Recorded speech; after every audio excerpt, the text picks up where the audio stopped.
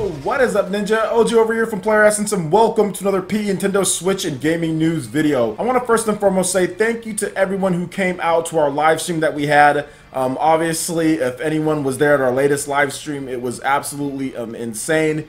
You guys are the best fans in the world, and I'll say this over and over. That's why I thank you guys so much. I really do honestly appreciate each and every single one of you guys, everyone out there that supports this channel, all of the PE Ninja crew. You guys are seriously the best, and I'm seriously going to work harder and harder than ever to provide the type of content that I know that I can do in order to get better. So look forward to better things when it comes to Player Essence in 2018, and of course finishing out the year strong. So thank you guys so much from the bottom of my heart for everything that you guys do. Now with that out of the way, let's go ahead and get right into today's news. So the Elder Scrolls 5 Skyrim, you know that game that's been pretty much tearing up Nintendo Switches ever since it launched, with people putting in hundreds of hours. Yes, I'm looking at you, Squid Vicious. So much time put into that game. And you know what? Guess what? If you bought the physical edition of the game, or if you just want to make a box art yourself, if you bought the digital version, you can do so, because the official Elder Scrolls, or Bethesda website, I should say, like, yeah, Bethesda at elderscrolls.net,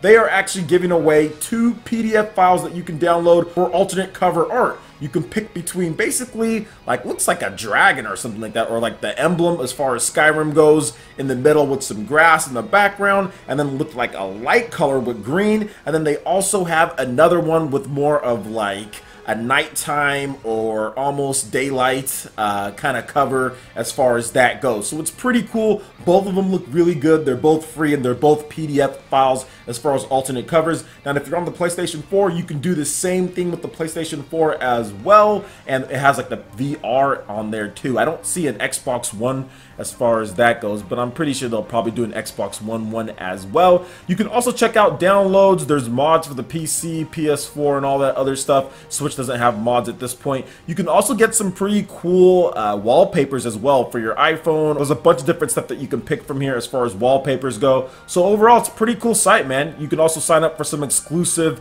updates when it comes to the Elder Scrolls 5 Skyrim, and they also have a nice banner for the Nintendo Switch, kind of letting people know, like, hey, you can go out and buy this one here, have Elder Scrolls anywhere you want. And I've put over 40 hours into the Elder Scrolls 5 Skyrim on the Nintendo Switch, and it is a truly remarkable game. All of the content that they've put into there on that cartridge is absolutely incredible. It is incredible how much content is in that game, and to where you can take that anywhere that you want. To me, the Elder Scrolls 5 Skyrim is just a must play, and if you've never played the game and you have a Nintendo Switch, this is definitely time to get it. I know Xenoblade just came out, so maybe after Xenoblade, you can pick it up for your next big RPG, but it is honestly a great game, and I'm so happy that Nintendo's providing that variety as far as people who like more of the Skyrim style when it comes to RPGs and open world, and then people who want that single-player Japanese RPG experience like Xenoblade Chronicles 2 does. So it's really cool to have the best of both. So what do you guys think about Skyrim in addition to these alternate covers here? I'd love to hear you guys' thoughts in the comment section below. Alright, and moving into the next article here, there was actually some news breaking from other sites that Nintendo released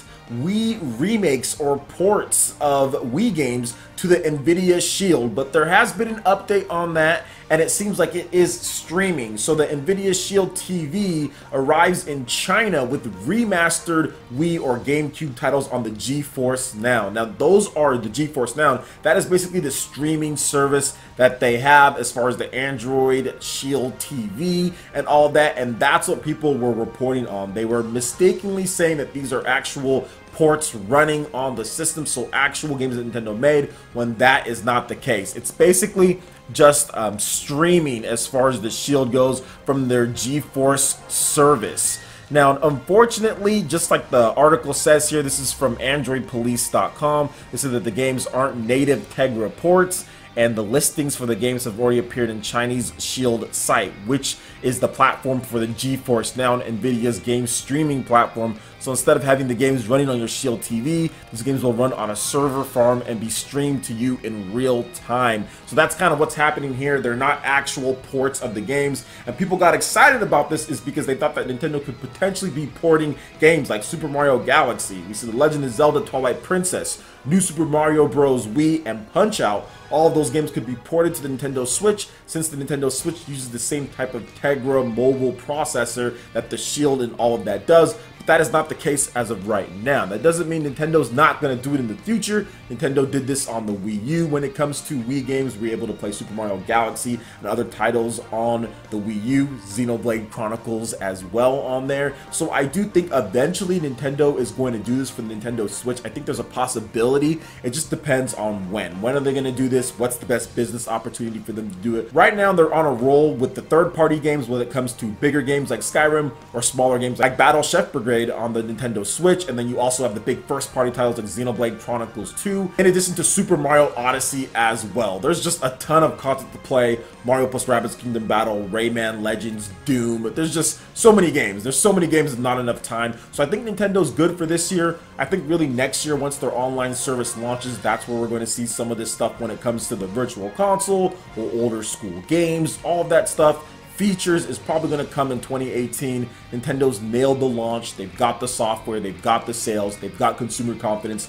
All they need to do next year in 2018 is wrap things up when it comes to the online, sure up that as far as the features goes, and also work on the classic selection or virtual console. And I think 2018 is going to be a huge year for them when it comes to the Switch itself and the inner workings of the system, in addition to brand new features, apps, all of that stuff. 2018 is definitely here to do so now that they've wrapped up a nice launch. So what do you guys think about this as far as Wii games potentially coming to Nintendo Switch? Let me know your thoughts in the comment section below. Alright, and moving into the next article here, we have some more information on Mega Man 11's development, and according to the developers, Mega Man 11 almost had a super masculine Mega Man, and the game itself was pitched multiple times before approval. So Capcom was definitely being Capcom, but at the same time, it might have seemed like Capcom was vetoing some really bad ideas from the developers. So let's go ahead and get into this here. So looking for yet another round of info on the upcoming Mega Man 11. We've got some more juicy tidbits about the game as well as the development as well. So Capcom's staff had a hard time figuring out how to continue the Mega Man franchise after Keiji Inafune left the department. And this is something that I want to point out just briefly, because some people kind of came at me saying, oh, well, how could you say that? They can just get other people to do it. Because I stated that Keiji Inafune, after he left, it was tough for Capcom as far as the Mega Man lead. They didn't have their leader. They didn't have the person who's always driven the Mega Man franchise. And since he left, they had problems, and people kind of came after me, but it was the truth. They just admitted that right there, that they had problems after Inafune left from Capcom. So moving on here, the Robot Masters are former allies of Dr. Light.